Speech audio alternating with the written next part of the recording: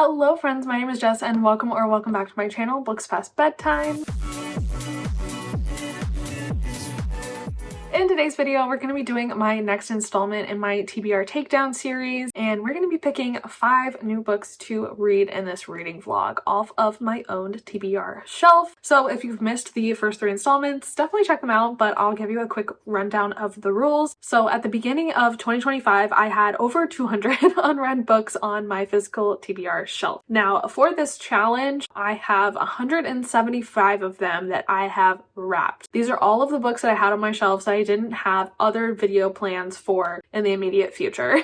So I wrapped them all up, and I have been picking over the last 3 reading vlogs 5 random books to read. I've been spinning a spinner wheel and unwrapping those 5 books and reading them. I haven't skipped anything. I am not really planning to skip anything. Honestly, unwrapping 5 books at a time makes it so that I can kind of mood read them as I go, and also like I don't read them all back to back to back. I read other things. So I haven't really needed to skip anything. I am allowed to DNF books if I don't want to read them, which I have done. And then I do have some books that are series. We've seen both scenarios. I have like double labeled the series. So if I have 2 books in a series, for example, they're both labeled 16. I've done it right most of the time where the first book that I put on the shelf is the right one. This is so confusing.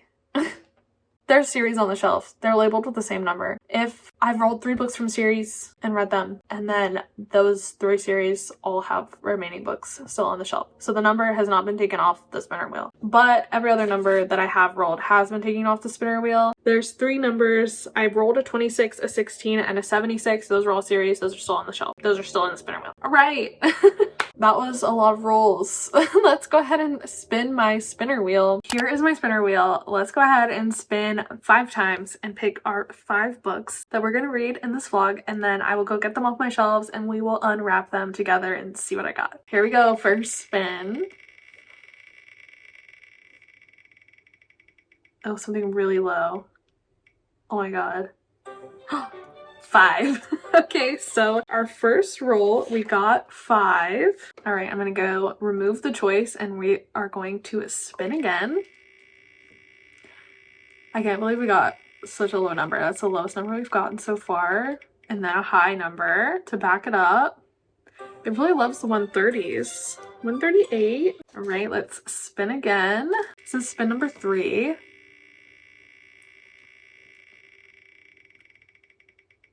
Oh my god, back to the 130s. 135. It's so funny. All right, spin number 4. Come on, let's mix it up. Oh, we're back down to the low ones. Oh, we got number 8. 8's actually my lucky number, so I'm feeling good about that. All right, one more time. Let's mix it up. Let's get something else.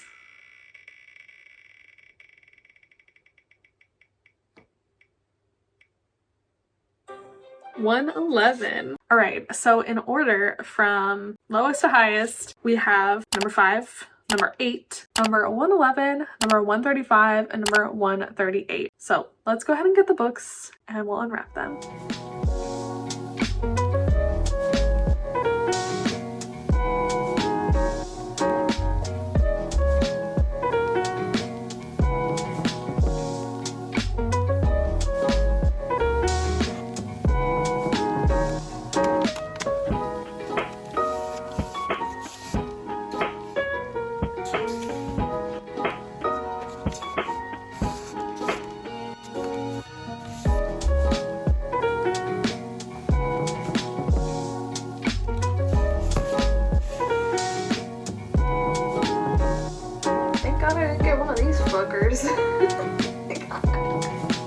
That is probably Chain of Gold though, honestly.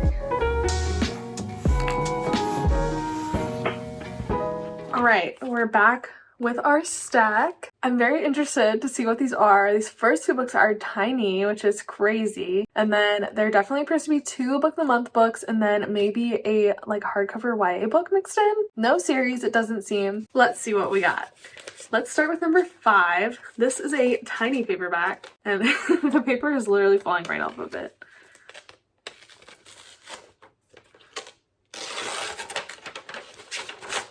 Oh, Alright, this is Amityville Horror by Jay Anson. This is a horror book kind of based on this true story of this house in Staten Island? Long Island. And it's like a cult classic horror movie and horror novel. So I am super interested to read this one. Although, will I enjoy this one? I have no idea. Alright. Another little short book is number 8. Like I said, 8 is my lucky number. My birthday is August 8th, and there was just lots of 8s surrounding me when I was a child, so it's my lucky number. So hopefully it's lucky for me today.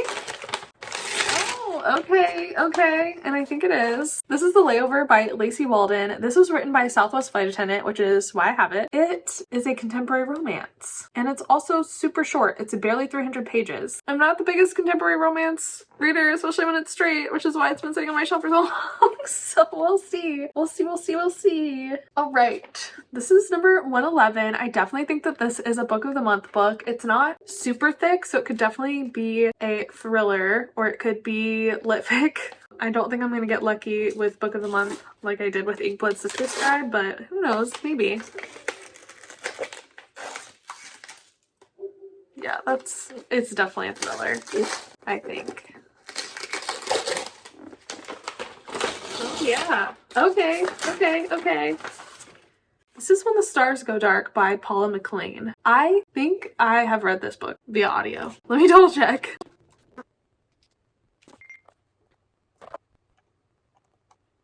Alright, correction. I have not read this book. I have read All the Dangerous Things by Stacey Willingham. That's the book I was confusing it with.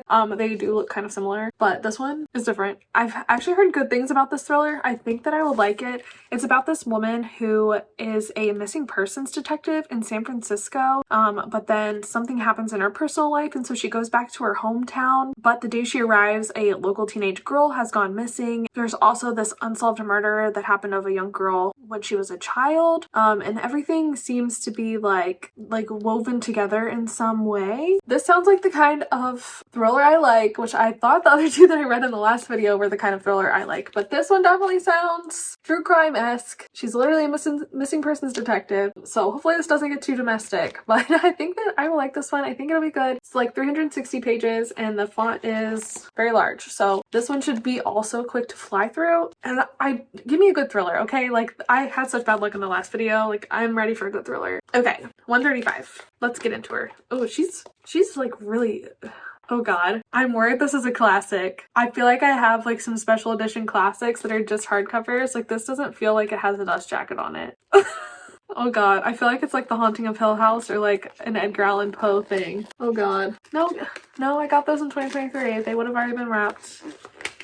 Oh, it has a dust jacket. False alarm. Oh my gosh, that's funny. Okay, this is A Scatter of Light by Melinda Lowe, which is the second book, or kind of like the companion to Last Night at the Telegraph Club, which I read in my first vlog of this. Dust jackets just kind of folded along the spine, so I couldn't feel it. It felt like it was just like a hardcover book. Amazing. Okay, cool. So this, I think maybe from the first book, Kath and Lily are our main character Arya's grandparents, potentially, or great-grandparents, perhaps. And it's another, like, sapphic romance. This one's gonna be good. Why was I scared? I don't know. Okay. I feel like I've been on a roller coaster. Like, what the fuck's going on? I feel like I'm all over the place. Alright, 138. Fifth and final book. This is another book of the month book, I'm sure. Let's see what she is.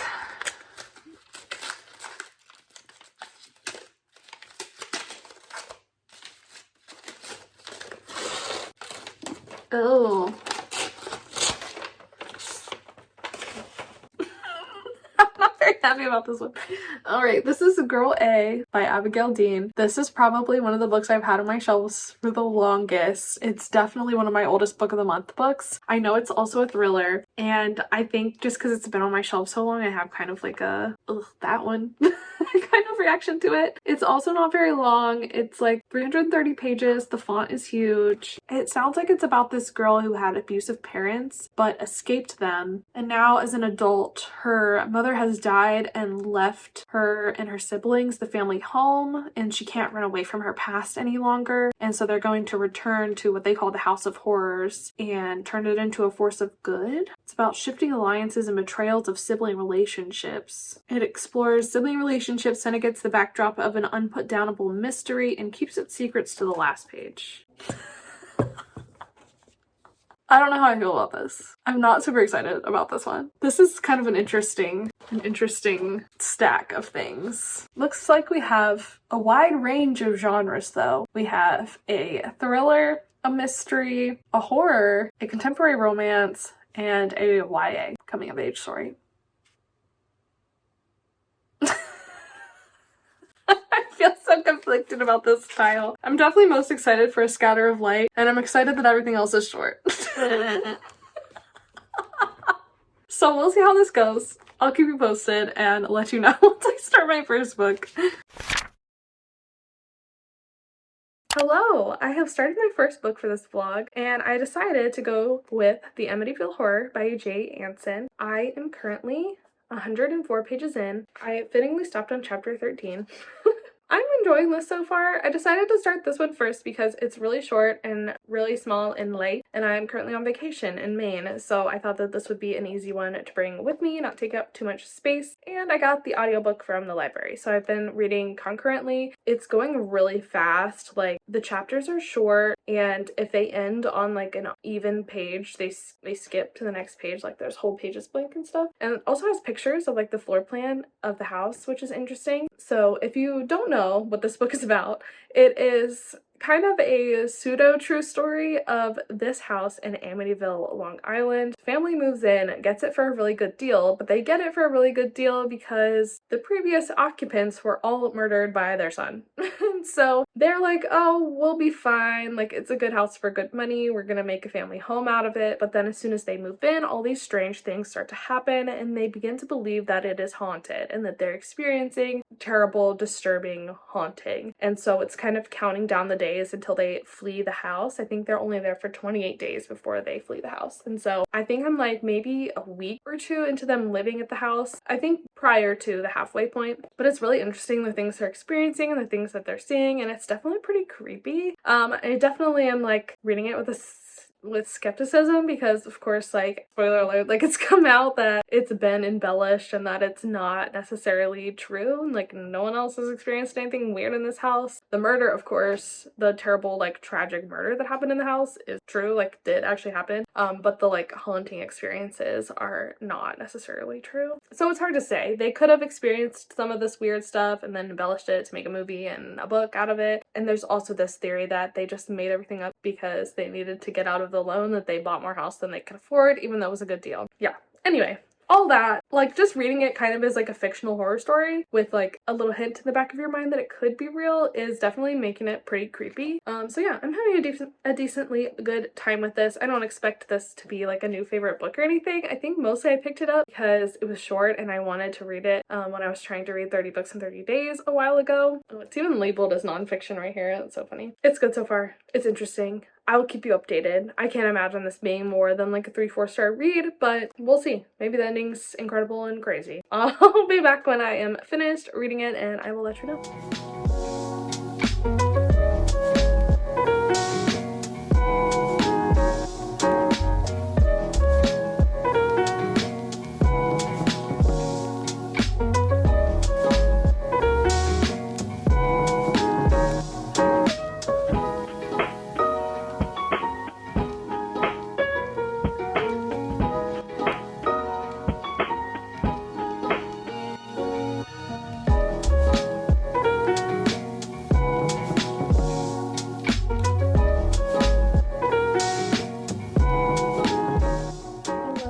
So I finished The Amityville Horror by J. Anson. It was interesting.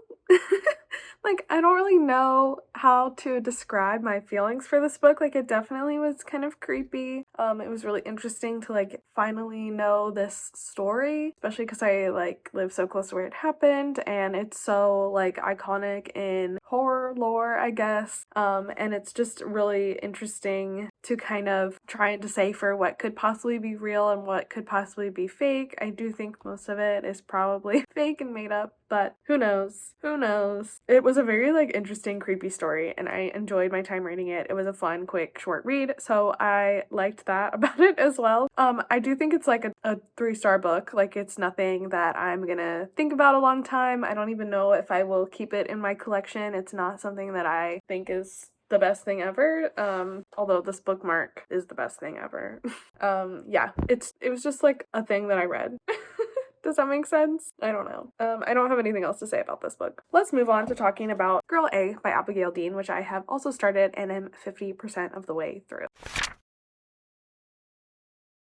So this is a really interesting book. It is a thriller, and I am really, I feel like enjoying it is the wrong word because it is very intense. It is following this main character, this girl, and her name is Alexandra. Growing up, she had crazy parents who basically locked all the kids in rooms and abused them. Alexandra was the one who escaped and kind of exposed everything for this like house of horrors that she grew up in. And she has like a lot of siblings. I think maybe 6 siblings, I want to say 6 or 7. I don't know. We haven't met all of them yet. Each chapter is kind of broken down into the lore of a different one of her siblings. And they're all kind of coming back into each other's lives because their biological mother has died. They now have to divide the assets that their parents left them. And it's kind of obviously bringing up all of these old traumas. A lot of them see what happened very differently. Like, I mean, they all agree that it was a trauma, but some have chosen like to forgive their parents, and they all have taken very different paths in life, and they all have been affected by what happened to them very differently. And so seeing Alexandra kind of try and coordinate them all is really interesting, and getting the backstory is just horrible. It's like horrifying what these characters went through, especially because you know that shit like this happens far too often. People just get so fanatical about religion or whatever they believe in, and it just leads them to do these like horrifying things. And of course these people are already like, in my opinion, evil at the core, and this just enables them, gives them an excuse to like do what they already want to do. But yeah, just horrifying, some of the stuff that's in this book, and it really is written in such like a creepy atmosphere that it really feels like we're inside Alexandra's head. Like, the voice of this story is really well done. I wasn't totally sure about it in the beginning, but now that I'm in it, really good. Like, it's a really good, really well told story. I'm so interested to see what direction it takes from here. And honestly, I was reading it before I went to bed, which is not something I'm not a before bed reader, and I definitely like had to put this book down because it was kind of wigging me out. Like, it just had this creepy sort of atmosphere. Things that were happened were so horrible. I was like, I'm not gonna be able to sleep if I keep reading this book. So I had to put it down and get to the 50% mark in the morning instead, when it was light out. Not that it's like scary, it's just so unsettling. It's so unsettling and kind of uncomfortable to read. And so that's the reason I couldn't read it at night, because it was just putting me in a weird headspace before I went to bed. So I'm actually probably over 50% of the way through at this point. I think I have like 150 pages left. Actually really liking this. Will I finally have a successful thriller in this reading vlog series? Hopefully this is the one. It's good so far. Like, it's feeling like maybe a 4-star read. Yeah, I'm liking it, and I will let you know once I finish it, my final thoughts. Hopefully I continue liking it and it ends well. Like, I do want the best for these characters too, which is not always the case in a thriller. Like, even though everyone's kind of has their own issues, they're definitely flawed characters, but like understandably flawed, and so I really just want the best for them. So hopefully that happens. Who knows? I am excited to continue this book though, and I probably will finish it up today. So I will be back later with my final thoughts.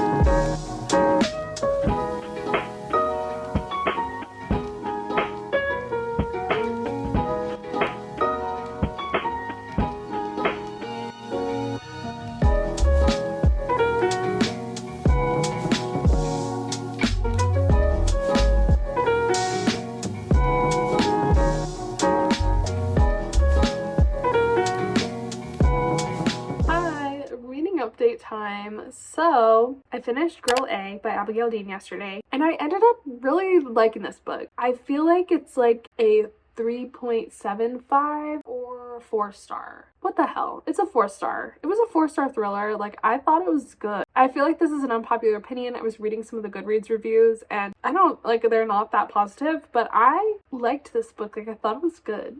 It definitely was so unsettling, just because what I talked about in the last clip, like, it just be like feeling real. Like, it felt almost like I was reading nonfiction. Like, this shit happens all the time. And so that makes it even terrifying and more unsettling because it was so real. A lot of the reviews also mentioned how they didn't like the narrations, like jumping back and forth between past and present. In my opinion, I thought it kept the suspense building because it would switch often, like every time you were about to find something out, so you were kind of left like, oh my god, like what happened, like what is gonna happen, like what the hell. It built the suspense for me, and so I don't know, I didn't have an issue with that. Also people complained about the long chapters, which yeah, I think if I wasn't reading the audio that would have bothered me more, but I was doing audio with the book, so it didn't bother me as much.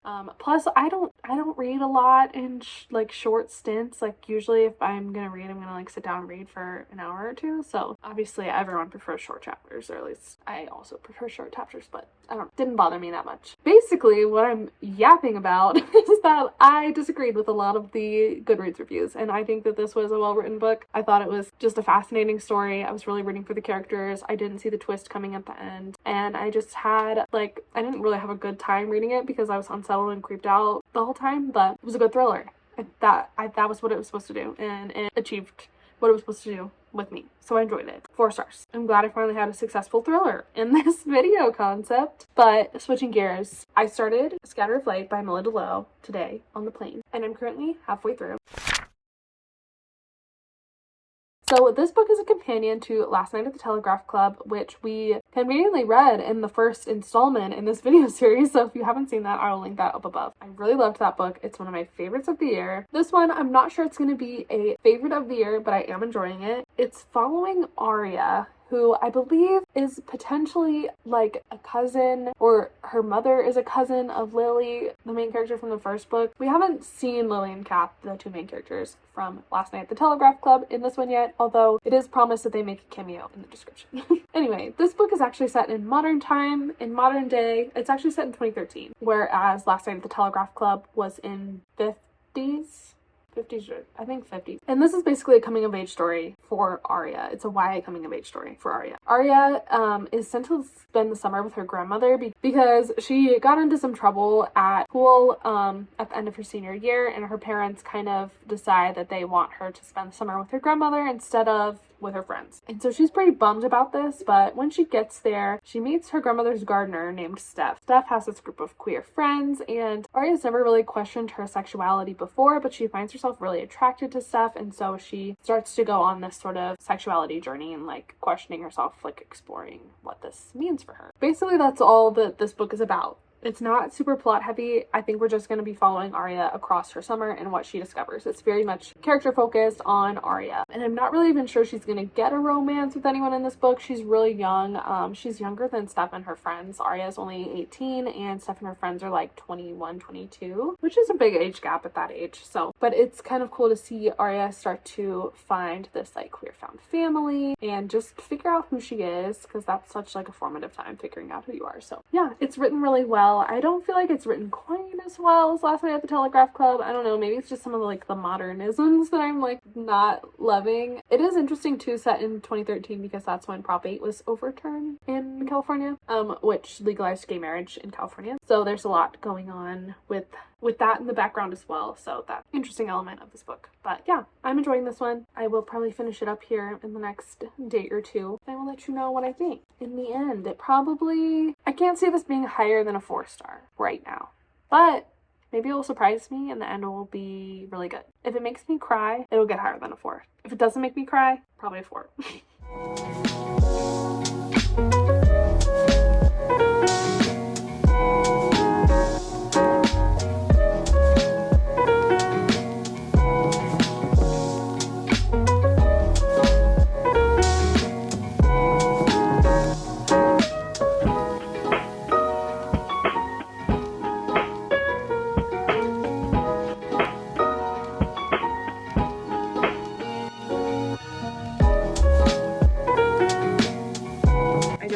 airport this morning and we're delayed 5 hours.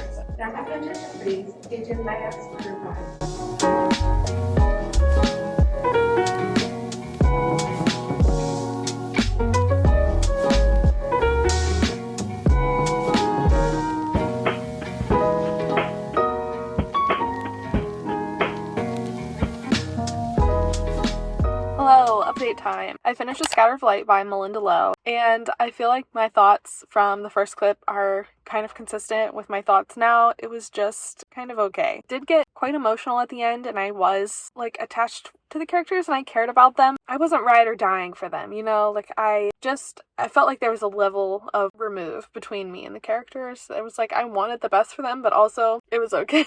I don't know. It did not make me cry, which I feel like if I was more attached to the story and the characters, what happened should have made me cry. And I don't know, I just wasn't sure how I felt about like Arya and Steph being together. Cheating is just really something I am not a fan of, and that was what was happening in this book. This book definitely isn't a romance. It's just still very much a coming of age. So I think that was its only kind of saving grace of the whole situation, was that we weren't necessarily supposed to be like rooting for the characters to be together. It was really just about Arya and her summer and the experiences, the formative experiences she had that summer. So I don't know, like I enjoyed it, but it definitely was the no last night at the Telegraph Club. I'm glad I read it, but it just wasn't my favorite, you know? So I think that I'm gonna settle on a 3.5 star for this one. That's what I'm feeling, a 3.5. And then I also have another update for you. So I did start reading The Layover by Lacey Bolden. I got a third of the way through, about 100 pages in, a little over, and I'm gonna DNF this one. I am gonna DNF it. I'm sorry.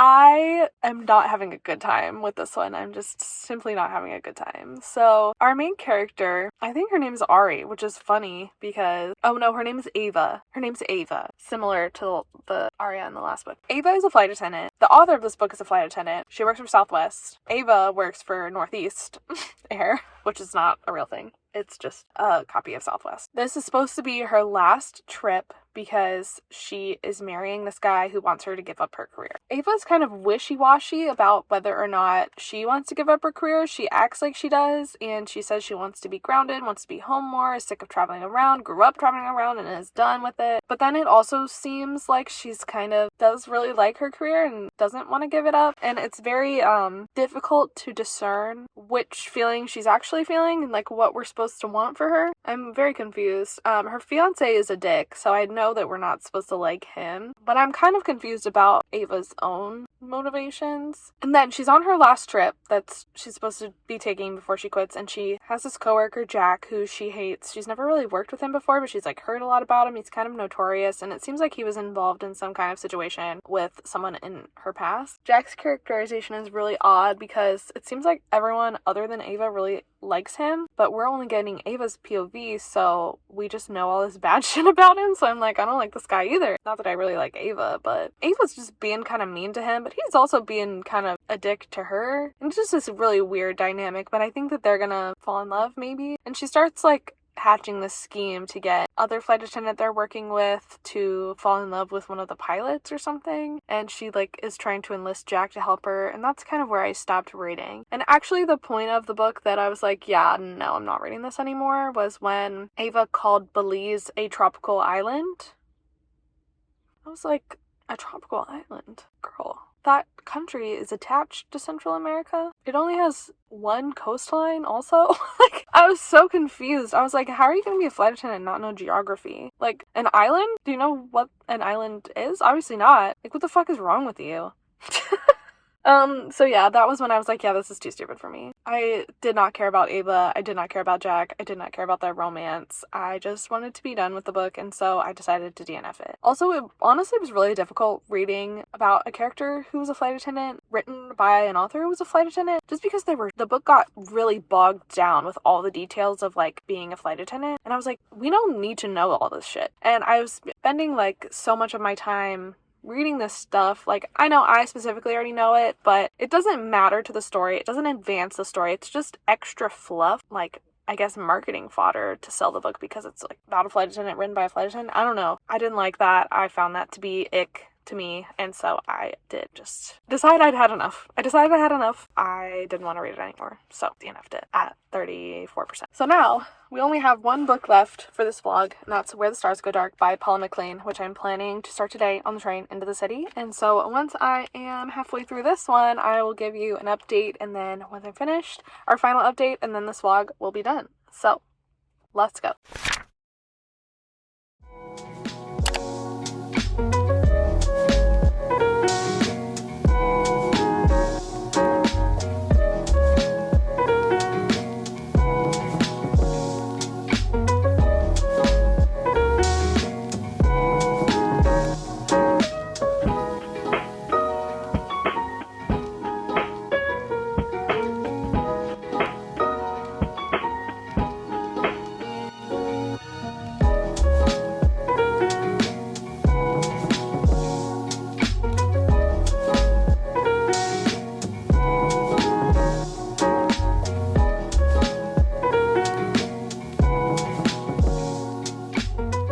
Hello, so I've started my final book for this vlog, When Stars Go Dark by Paula McLean. This is a thriller, and it's really interesting. We're following our main character, Anna. Anna is a detective, but something terrible has happened in her personal life. We don't know what. There's just some hints that it maybe involved her child, some kind of accident. I don't know what's happened yet. I'm halfway through. But it's really affected her, and she's being encouraged to take some time off of her job. And so she goes back to her hometown to kind of take some time off, but instead of taking time off, she's decided to kind of dive into this case that's going on in her hometown where this girl has gone missing, and it's reflective of this other thing that happened when she was in high school with like her friend's sister or something. And it's really interesting that she's just able to kind of work this case because she feels like it.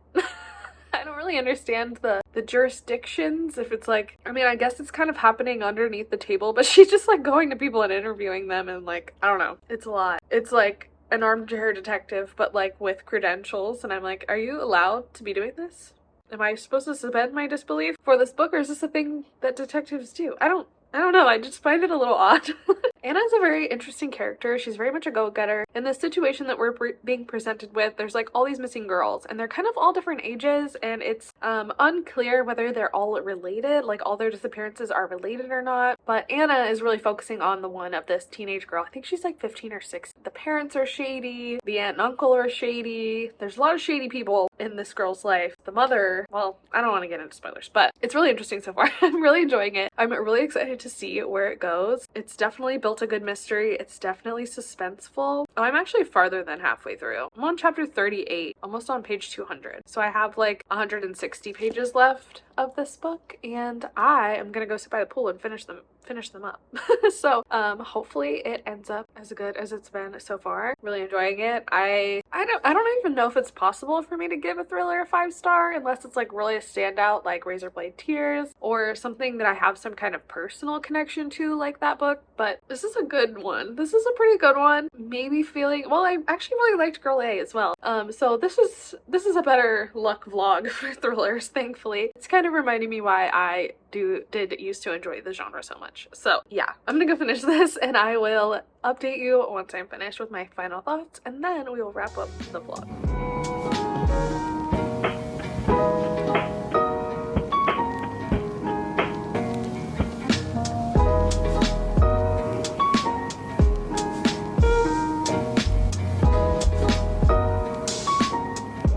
Hello! So I did finish When the Stars Go Dark at the pool the other day, and I really enjoyed it. I thought it was a really good thriller. I thought it was very solid. I feel like I could give this another like 4 stars, like 3.5, 4 stars. I thought it was good. I thought it was really exciting. The twists and the turns at the end, I wasn't expecting. I think I'm just not a very like, I don't know, like I feel like when I'm reading thrillers, I'm not like trying to figure out exactly what's going on. I mean, sometimes I'm like, oh, well, could be them or it could be them, but I don't know. I was blindsided by who this was. I don't know if that's just me, if I'm not a very good thriller reader, but I had no idea. And I was surprised and shocked. And I did really enjoy how everything came together in the end and how all of the pieces of the puzzle fit together. I thought it was done really well. And I just really enjoyed the writing. I really came to care about the main character, which is not always easy to do in a thriller, to create like a flawed, interesting narrator. But I really did enjoy Anna as a main character. I thought she was a great narrator, and we did finally get to hear her own personal story, which added a lot of depth and layers to the book too, like knowing that, looking back, understanding where she was coming from in a lot of ways. Yeah, I thought that this was really well done. I don't really have anything else to say. It's not a 5-star just because this is not something that I was like racing to finish. Like, it just didn't give me a 5-star feeling. Didn't give me a 5-star feeling, but it was really good. It was a really good thriller. I think it would be really difficult for a thriller to give me a 5-star feeling. So if you love thrillers, I would recommend this. I thought it was really good. I don't know. It's so hard for me to talk about books like this because I read so few like this anymore that I'm like, well, maybe now that I don't read thrillers, like, I'm not a good person to take thriller recommendations from because I'm not like fully immersed in the genre. I don't know. Like, I feel like it's like people that recommend Sarah J. Maas or Colleen Hoover. It's like when they recommend something, you know, they don't read that much. You know, like, it's not bad. It just is. That's kind of how I feel about thrillers now because I don't read a lot of them. Anyway, I liked this book. Personally, it's a 4-star.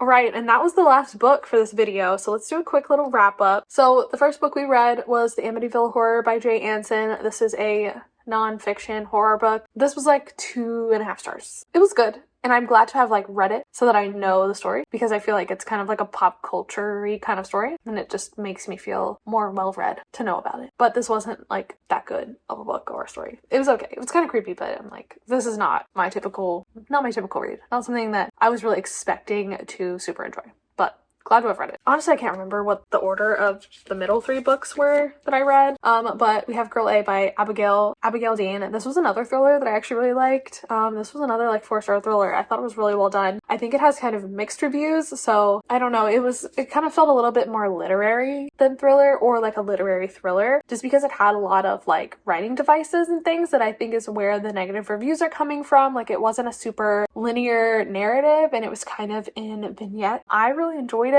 I like stuff like that every once in a while, and it was fun. Not fun. This is not a fun book. It was interesting for that to be the way that the author chose to tell this story, because this is like a true crime thriller told in a literary way. And I really enjoyed it. It really worked for me. 4 stars. A Scatter of Light by Melinda Lowe. This is probably, I was gonna say this is my favorite in the video, but I don't know that that's accurate, actually. This is a YA coming of age. I think this was like a 3.5, 4-star book as well. I didn't like it as much as Last Night at the Telegraph Club, which we also happen to have read in this video series. I think it was well written. It was a good story. It just didn't impact me really in any way beyond liking it, you know? This, though, is definitely the least favorite book that I read in this video. The Layover by Lacey Bolden. This contemporary MF romance written by a flight attendant. As a flight attendant, this is really difficult to read. It just had so many details about being a flight attendant. I've never read a book where so many details about the character's job are given, unless it's like something interesting like them being an assassin or something. But even then, we don't need this many details. There's too many details, and it felt really meta and weird to read about. But also, I just didn't like it. I thought it was bad. I didn't like the main character. I thought she was annoying and didn't understand her motivations, and I DNF'd this book 33% in. And then we are back to When the Stars Go Dark. I actually think maybe this is my favorite in the video. This was a really good thriller. I'm glad I found a good thriller because the thrillers in this video series have not been super successful, but this one was really good. Very classic crime thriller. I really enjoyed it.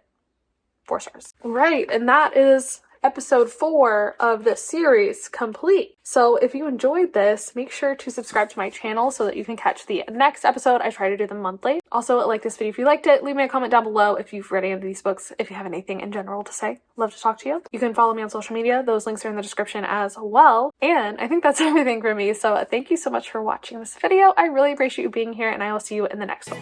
Bye.